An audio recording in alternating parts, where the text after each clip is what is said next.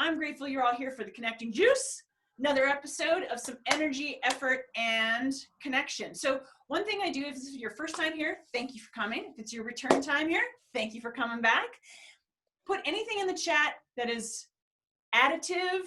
Connect with each other as you want. You can share your contact information however you want. I encourage that. That is one of the reasons that what I do exists. I want you to really connect with people beyond network. Think of network as a noun. It's the thing you build. It's the structure. But the people are the connections. Imagine yourself connecting now with food and beverage. Two things we all hopefully love and have a good relationship with. Well, imagine you are in a amphitheater style classroom and you're part of the class and there's an instructor up front and the instructor says, okay, everybody put on your blindfold. Oh, okay, this is interesting. Never done a tasting like this before. We're gonna do a tasting, a pairing, some beverage and some food. So you put the mask on like a good student and you're sitting there and the instructor starts and you're thinking, oh my gosh, wow. This is amazing. Not just that I get to eat and drink, and not just because there are so many great people. This instructor is amazing. Wow. It's entertaining. It's interesting. It's delicious. And you get so excited you take your mask off. Well, that was me. No surprise. The instructor was Hoby Wedler. Hoby is my personal friend and our fabulous guest today on The Juice. And that's how I came to know who Hoby was. And after he was done giving us Tasting in the Dark, I went up to him at the reception like, I got to know this guy. This is so fascinating. I got to know him. So I walked outside and I found Hoby and he was standing with another gentleman. Turns out it's his husband, which I found out later. And I introduced myself. And Hoby was gracious from the get-go. Hoby is a connector. He's a sensory scientist. He has his PhD and he's done all of this, which as if that's not enough for anyone, Hoby has done it with a seventh sense, I'm gonna say Hoby, because Hoby has been blind since as long as he's been around. And I asked Hoby one time, Hoby, if you had the choice, would you want to be sighted? He said, no way. Like, oh, tell me more. You're all going to have to connect with him yourself because your life will be richer. His life will be better with the connection. But I love Hoby for so many reasons.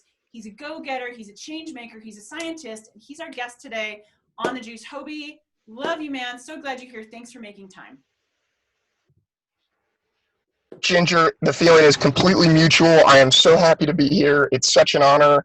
I think that the direction you are taking us all on with your journey of connection is absolutely incredible. I think it's a very special thing that we all need. And it's just it's a beautiful day and it's an honor to know you all and to meet you.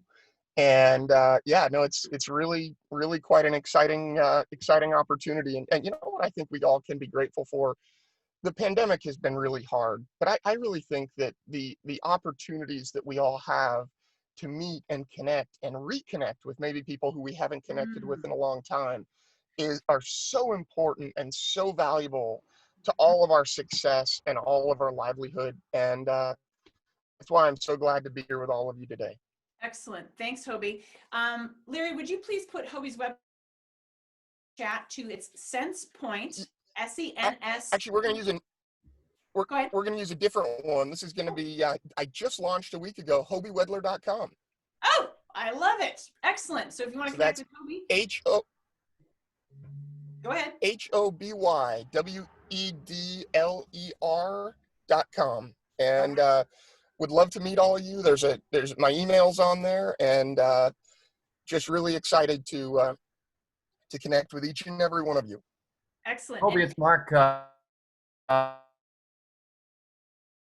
little bit will catch the top of your face. Yeah, like that. So? Yep. Perfect. Yes. Now well, we see thank you for the tip. I really appreciate that. Great. Thanks, Mark. Great. Appreciate that.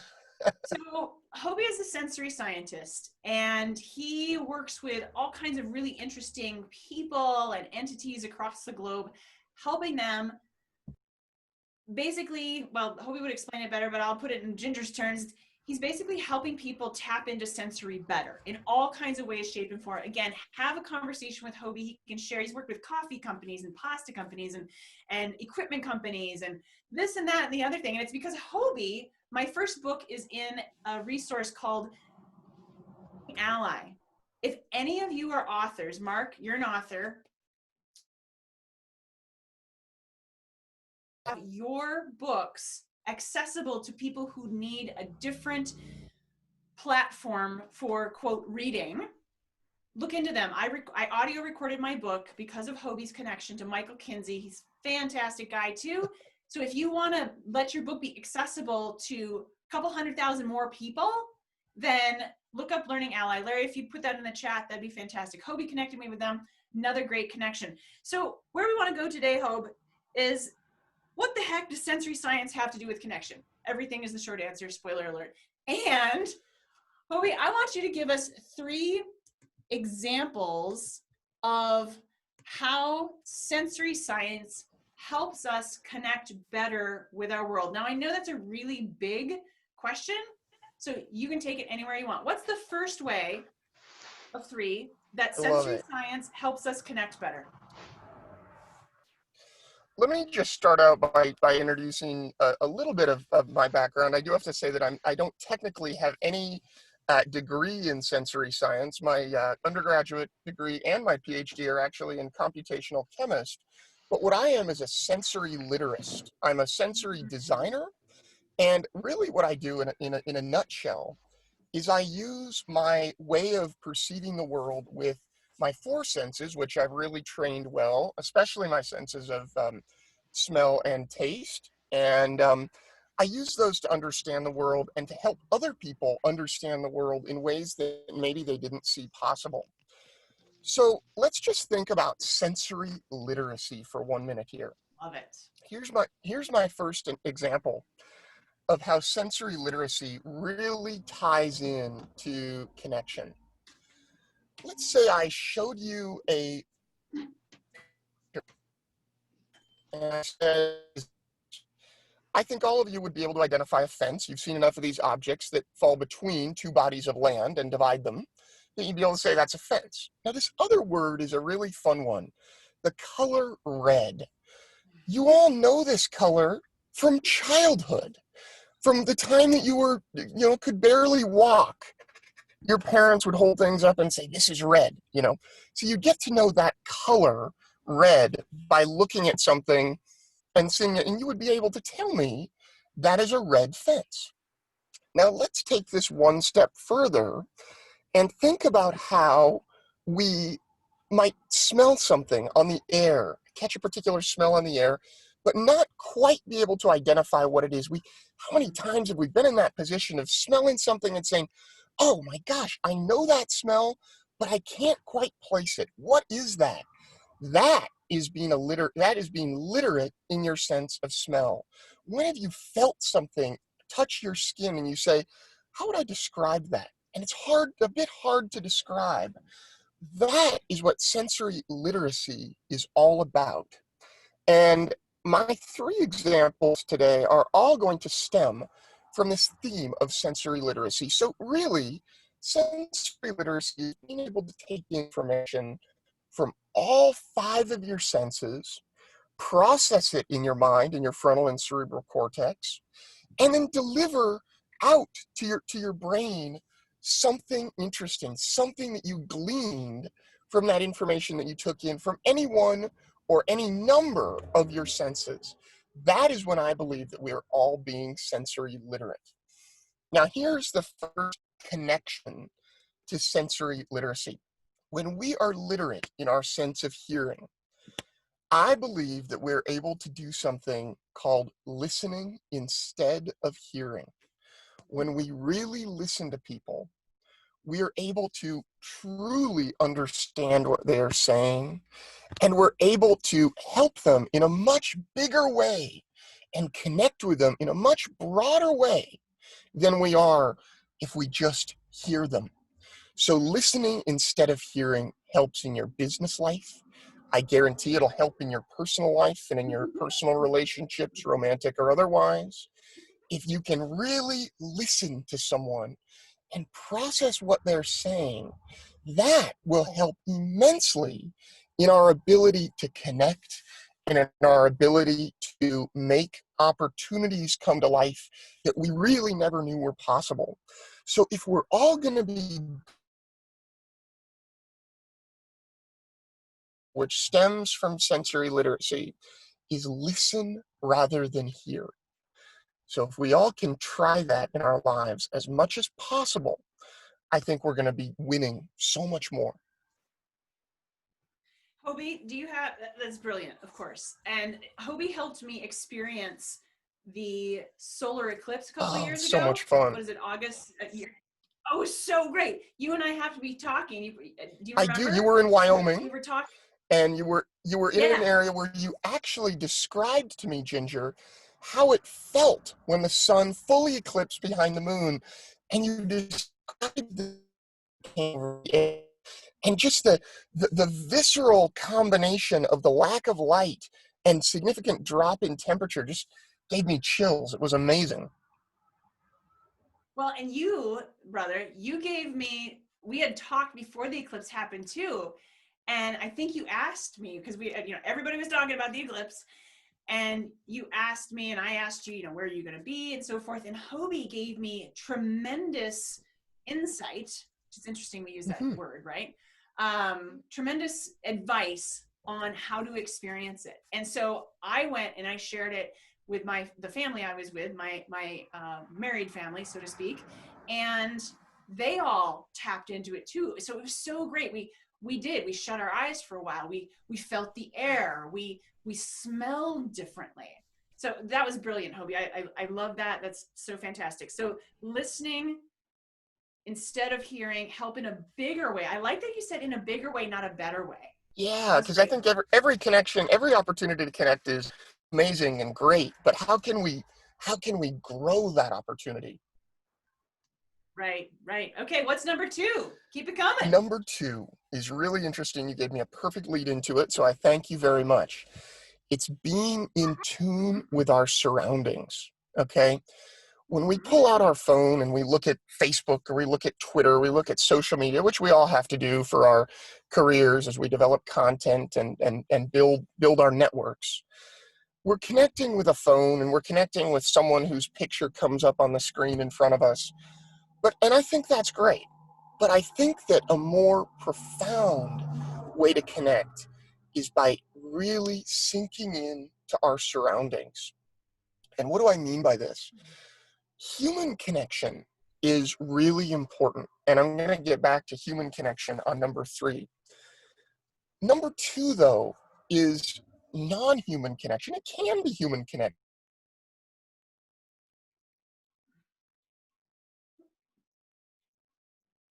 Can you still hear me? You're back. I don't know, where did I lose you, Ginger? You said you can build human connections. We're focusing on the surroundings right now. Yes, we can build. This technique does work for building human connections, but I want to focus on appreciating the world around us and how that grounds us and connects us with the space that we're in. So what I want all of you to do before the end of the day is I want you to go outside and I want you to really feel. We're going to do this. You can use your eyesight. You can look around, but I want to really use our 4 non-visual senses. So first, I want you to listen. I really want you to listen to what's going on around you as much as you can. Do you hear birds? Do you hear cars driving by? Do you hear wind through the trees? What do you hear? So this is listening instead of hearing, but now we're going to add to that. Let's take deep breaths. And again, do this anytime before the end of the day. And really feel the world around you, starting with the atmosphere that you're in. Move your hands around. Feel that wind on your hand as you move around and you feel that atmosphere. And then feel either the chair beneath you that you're sitting in and what it feels like. Make a conscious note of that. Or if you're standing, feel the ground beneath your feet. And really try to experience what that that sense of being is. Try to let gravity just sort of take you in, suck you in for a minute, and use that sense of texture on your feet that you're going through. We don't think about the fact that we have gravity pulling us down, creating weight, creating opportunity for us to move about. You know, I listened to a couple of astronauts on the International Space Station a few months ago. I've been really fascinated lately by microgravity or no gravity environments, because I think it's such a new way of being. And I listened to them talk about the sensation and how grateful we should be for the gravity that we have beneath us. So tuning into that gravity.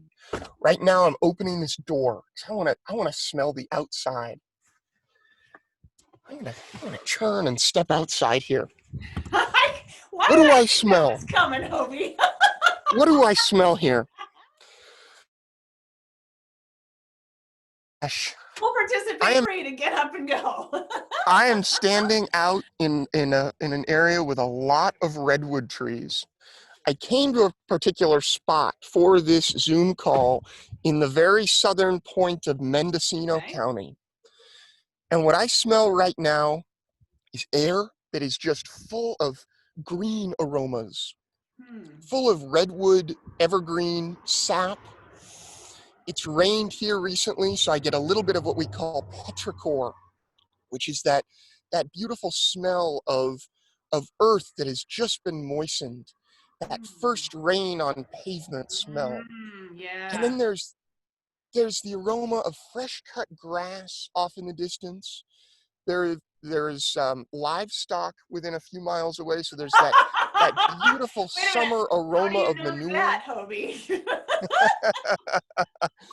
and then try to just feel the air as it moves about you, and get a good sense of, you can even taste it. You know, what are you feeling? What are you experiencing as you use all of your non-visual senses to connect with the world around you? And then what this does is it creates a sense of calm in our minds, where we have an open track and we flow. I call it flowing. And we can effortlessly make connections and meet people, and just by connecting with the world, and by connecting and being in tune with all of our senses, we can really tap in to all those things that are coming our way, all those opportunities that were right before us that we never really tapped into. So I urge you, I implore you all to do this at some point before the end of today. Outstanding. Woo! Did anybody else breathe deeper when Hoby stepped out of the car? Becky, right? I found myself taking a big breath, Hoby, when you did that. Thank you so much. So we've got the hearing, the listening difference. We've got the being in tune with our surroundings. I can't wait for what your third one is, Hoby. What do you got? Number 3 is taking numbers 1 and 2 and just adding to them. Sensory literacy. If we are literate to all of our senses and not just our eyesight, no, I don't say eyesight, because all of us have vision. Some of us just might not have eyesight. I contend that if we take in the information from all of our senses and we really allow ourselves to become sensory literate, we gain a sense of awareness of the world around us. Yes, we listen instead of hear, and we're connected to the world more profoundly, but we're also more aware. You hear something fall that you wouldn't have heard before. You see someone make a connection for you, and you're aware of that connection and the power that it can bring you. So often our eyesight makes us oblivious to what's going on around us, I think. So if we tap into our senses, we become more aware.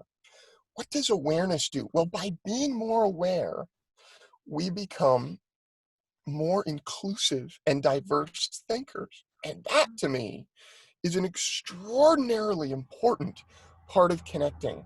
The more diverse and inclusive we can be, the better we are at connecting and pulling everybody in. imagine if what I would say, and I'm actually building a training for law enforcement all about being more aware, and by virtue of being aware, being more inclusive. So if we are aware and we understand what's going on around us as we're patrolling the environment that we live in, we're able to connect with more people and really understand what they're dealing with, and really make ourselves able to not make such snap judgment decisions. Why is that? It's because we're connected to the world, we connect with those around us, and we're more aware. I would also give the same training and the same discussion to those who interact with the law enforcement, those who were victimized back a few months ago. If they're more aware of what these law enforcement officers need to do and what their training is, they may as well react very differently. And it's all about, I believe that what happened is all due to, there are many things and many arguments, but it's due to a lack of connection with the world around us and the people who we can see and understand and build relationships with. So by being more sensory literate, by being more aware, and by all these things being more inclusive, we're opening the floodgates for huge opportunities to connect and make friends and learn from each other. Does anybody else feel like we just went to church? Amen. I didn't mean for it to feel that way. Wow. Yeah. Hoby, in listening with you, you always teach me so much. And for the record, all of you don't know this, but anytime Hoby and I decide to quote talk, it's like an hour and a half. There's no short to this. But Hoby, I feel like one of the qualities that feeds all of this is an underlying willingness to embrace sensory literacy. Yes. Yes, it's a mind shift. Yeah. How do you find when you're out and about, because you probably have some tremendous stories. I know you do, just simply because he travels all over the world by himself, with others, all kinds of things, like all the experiences you have. How do you find it helpful to help other people kind of open their own door to being more willing to sensory literacy, Hoby? How do you help people see that there are many ways to be sensory literate? Oh man, well, there's so many ways to do that, and one of them is the experience that you and I had together when we first met at the beer summit back in 2015. When we temporarily remove one sense, like eyesight, which by the way, we use our eyesight for 85% to 90% of the information we take in from our surroundings, which we already really good senses to take in 10 to 15% of the information around us. So what I do by temporarily removing a sense is really encourage people to utilize and build on those other senses that they have. But the other way that I like to get people thinking through this is to just help them shut their minds down a little bit when they feel like they're going a mile a minute, and really experience what languages that are being spoken around them. Maybe if you're in a foreign area, listen to languages, take in the smells around you. It's just all about trying to help people.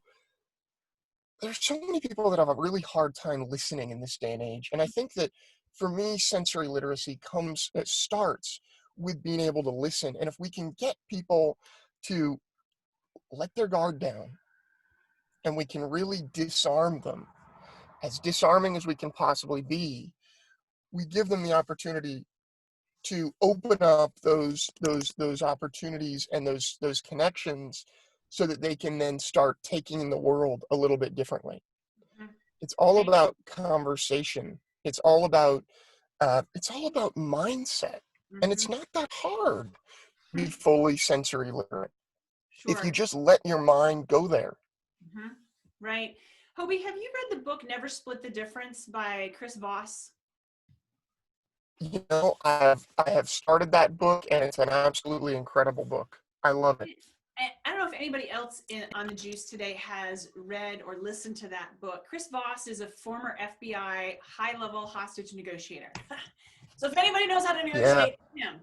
And I bring that up, Hoby, because I remember one of his main teachings that I and both my fine husband and I have integrated right away is when you are trying to share something with somebody. Hoby, you said when we get people to do something. Well, I think all of us here know that you can't get anybody to do anything. Like it's got to be their choice, their decision. But if you use Exactly. what and how questions, that is enormously helpful. Stay away from the why questions when you are looking to help somebody see something different. Do you use what and how questions, Hoby, when you are interacting and when you're trying to help people think about things differently? Oh, all the time. Yeah. How does this feel? What are you experiencing? How can you explain to me the way that you observe the world differently? Yes, it's all about the what and the how. All right, good. Yeah, I would encourage all of you to try those questions. I mean, why?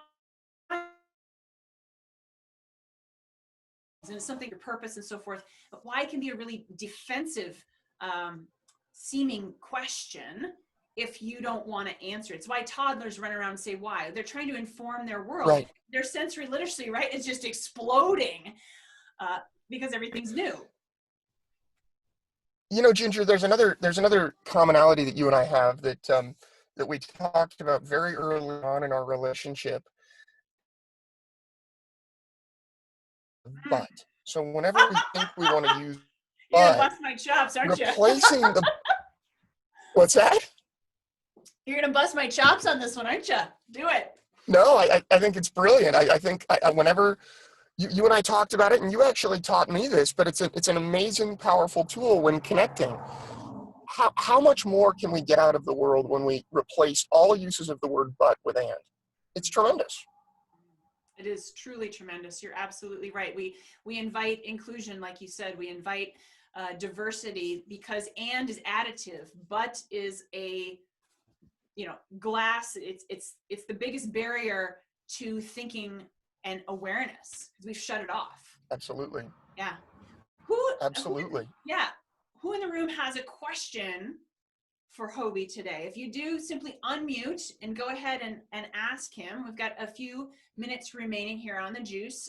If you're returning, we like to get in, get out, and let you get on with your day. And so if you have a question, go ahead, unmute, and go ahead and ask Hoby. Hoby, you also, let's make sure, if you want to get in touch with Hoby, it's hobywedler.com. Larry put it in the chat. It's HOBYWEDLER.com. And Hoby works with all kinds of companies, entities, people's teams to help them with their sensory literacy and well beyond that. I mean, Hoby's sharing great stories today. Hoby, let's tell us a story, my friend. Tell us a short story of an experience of teaching people sensory literacy that changed their world. I'm sure you got a bunch of them, but what's one short story? I'm going to share a quick case study with you. Please. So back in 2017, when I was beginning my career as a sensory literist, and sensory designer, a large tech company in Cupertino, California, called their glass supplier and said, "Hey, glass that feels more silky." And the glass supplier said, "God, I don't know anything about silky glass. We provide glass for you. We also provide glass for the construction and automotive industry. We don't know what to talk about when in terms of silky glass." So they reached out to a creative firm, a design firm called IDEO, who some of you may have heard of. And IDEO said, "What do you know? Silky glass. Well, God, we should be able to think of something here. We don't really know anything about silky glass, but we know this strange. Maybe we can call him." They called me and I said, "Let's work together." They had many different glass textures from the glass manufacturer. They said, "How the heck can we get these people to think about glass texture and glass silkiness? It's too intangible just to have people touch glass and talk about what they're feeling and what they're experiencing." And I said, "Well, wait, I don't think glass texture has to be intangible. if we compare it to things that people already know. Mm. About a month, putting together what's called a tech day. We brought about 800 people from this tech giant through several experiences where at various stations we paired glass texture with different foods and drinks. What came in as a after studying this for a long time is that there's really a two-dimensional scale of glass texture. You can have glass that's going from very smooth to very rough, and glass that's very sticky feeling where your finger just sticks to it, all the way to glass being very slick, which your finger just slides across. So you can have a glass that's extremely rough but also extremely slick, and you can have a glass that's rough but sticky, or any of the combinations. You can imagine any number of points on that two-dimensional piece of graph paper. Interesting. So what we did at one station is we paired 4 different glass textures with different fruits, 3 fresh and 1 dried. At another station, we paired 4 different glass textures with 4 different cheeses. So how do you describe a a rough but slick glass texture? Well, you pair it with ricotta cheese with very small curds, et cetera, et cetera. And at the end of the day, we brought everybody together and we paired 4 different glass textures, the same glasses that we were using to pair with fruit and cheese. We paired with unique wines and talked about how the glass felt on your finger was much like what you feel on your palate. And the objective here was not to say, hey, let's figure out something that you can describe cheese texture to me. That's tangible. You can describe how wine feels on your palate, and you can describe how bubbles in champagne feel on your palate. But if you couldn't describe glass texture before, let's use the exact same metrics that you use to describe this wine or champagne or cheese or fruit to describe the glass texture. And what we ended up with is that day, this tech giant made a selection for their glass that they used on that new iteration of phones and trackpads. So it was a roundabout way that sensory innovation sort of led a company to make a decision. Oh, that's fantastic. I love that. Thanks, Hoby, for sharing. Yeah, Yeah, wow. thank you, Ginger. There's so many ways to equate senses, and I love, Hoby, that like now you got a new term rolling around my head, sensory literacy. We could plug in so many things. We could do connecting literacy, poetry literacy, service literacy, great word. That's going to be my big takeaway today, Hoby.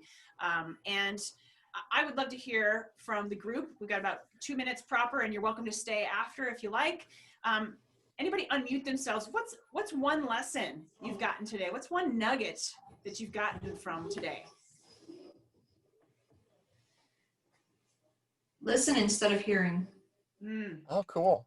So good, right? Yeah. I have a question as well. Please. Hoby, have you applied any of this to the realm of autism?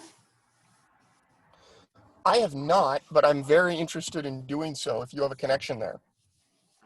I do. I would love that. Question. All right, you two are going to connect afterwards. Absolutely. Definitely. And who, may I ask who that was who asked that question? It's Jackie Bauer. Hey, Jackie, good to meet you. Yeah, and Nice to meet Hoby is also on LinkedIn too. So that's another, his website as well as LinkedIn. So whatever works for connecting for you. So yeah. Hit me up on LinkedIn. That's great. I hope you're unmuted. What do you got? I was going to say the in tune with surrounding. This is Hope Nielsen. When you just got out of the car and described stuff about what you heard and smelled, and that description right there, I've been living in Vegas for 10 years now. And I come from Chicago originally. And when you described about the rain, I realized how much I miss, because it was up until recently about 190 days without rain. And the fact that the one thing I always tell everybody, I said, I miss the sense, the feel of rain again. And a lot of people here don't know that or wouldn't understand what it means, it doesn't really matter to anyone. But if you come from an area in the country that rain is normal and you come here, you miss that smell of a lot of grass or of wet dirt. It's everything very different when you just drive like home. So that thank you for enlightening me to go back to think and be more to surroundings when I go walk my dog today. Evenings out. So thank you. All right. Hope, thank you so much. You know what I urge you to do is go stand on the shore of Lake Mead and smell that beautiful marriage of fresh water and desert soil. Excellent. Right on, Hope. Thank you. Indeed. Yes, Becky, go ahead. Hi, Ginger. Thank you for inviting me, and Hoby, it's wonderful to hear you again. This is Becky Simpson, and I agree that your comments about the smells. You know, right now is a really heady time. There's a lot of stress in many of our jobs, and I spend a lot of time in my head and a lot of time thinking about rules and regulations and editing and such. And when you stepped out of your car and you took a breath, it reminded me of when I used to live in Alaska, and when I would come home to Southern Oregon, I would take a deep breath because it smelled like home. And you know, that actually brings tears to my eyes because it's a heart smell. And so thank you for that, because it grounds me. You know, it reminds me that all of that you talked about is incredibly powerful and much more powerful than all the rules and regs that I could ever write. Those don't smell so good, do they? No. So I appreciate that. That's awesome, Becky. Thank you very much. I just want to come. Oh, go ahead. Sorry. That's okay. Go ahead. Go ahead, I was just going to say, it's amazing how one simple aroma can speak so loudly. Mm-hmm. For sure. Excellent. Anybody else have a gem they want to share? Mark or John or Irina? Feel free. Well, I use something similar in politics. This is John Home. And when I have newbies, we like to take them into a restaurant to gather information. And what I do is I tell them, we sit down at a table and I tell them, close your eyes and just listen.